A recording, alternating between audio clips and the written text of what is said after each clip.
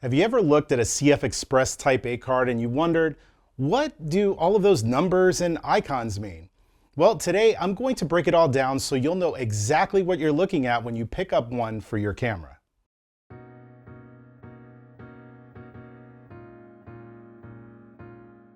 First up, let's talk about capacity. The number that you'll see most prominently is the card's storage capacity, usually in gigabytes. This tells you how much data the card can store. For example, this card has 160 gigabytes written on it, meaning it could store up to 160 gigabytes of photos or video files. If you shoot a lot of high quality photos or you're shooting 4K or 8K video, you'll want a large capacity card like the 160 gigabyte card. Next, you'll see some speed ratings.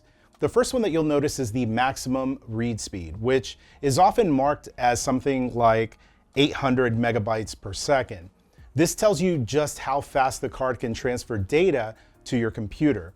So if you're offloading files from your camera to your computer, a higher read speed will save you a lot of time.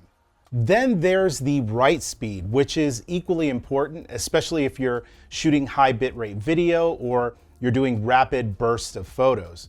This card, for instance, has a write speed of 700 megabytes per second. That's how fast it can save data to the card while you're recording. Faster write speeds mean your camera won't lag behind when you're capturing all those high resolution shots or your video clips, and it's going to clear the buffer a lot faster. Now, of course, we can't forget about the CFexpress Type A logo.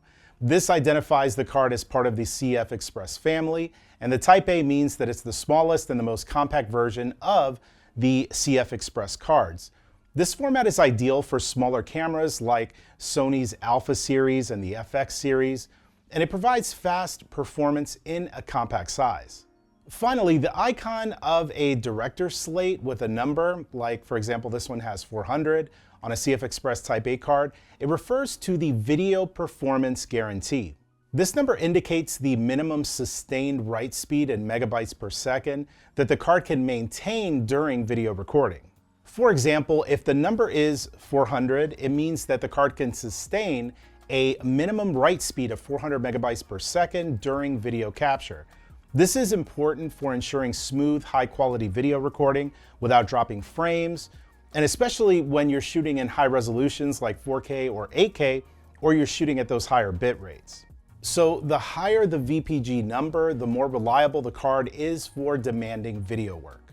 I made a video for Alpha Universe a few years ago explaining what the details mean on an SD card, but one of the common questions that I get is whether or not to use an SD card over a CFexpress Type A card. The answer to that is that it depends on what your specific needs are. For example, let's say that you're a portrait photographer and you're taking photos with a camera like the Alpha 7R5. This camera accepts both CFexpress Type A and SD cards.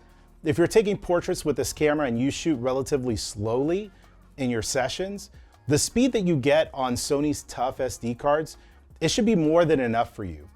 If, however, you are shooting a wedding and you plan on shooting thousands of photos, you're able to get higher capacity CFexpress Type A cards compared to SD cards.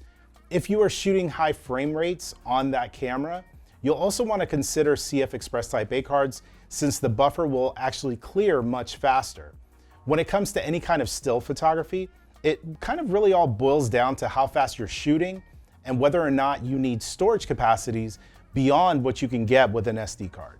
Now, when it comes to video, if you're shooting in a lower bit rate and you don't plan on shooting in 4K or 8K resolutions, you'll probably be okay shooting with an SD card. If, however, you want to get the maximum bit rates and the maximum resolution, the demands are much higher, and it's going to require you to use a memory card that can keep up with that. So now that you know what all of those icons and the details mean, you can make a more informed decision based on how you're shooting your stills and your videos, and you can get the performance that you need. I'll link that video for you in a moment so that you could check that out. If you found this video helpful, be sure to leave a like for me. I'd really appreciate that. And if you have any further questions, let me know in the comments section below. Subscribe to Alpha Universe to stay up to date on the latest news and tutorials. And as promised, check out the video that you see here on the screen to learn more about Sony's memory cards. I'll see you there.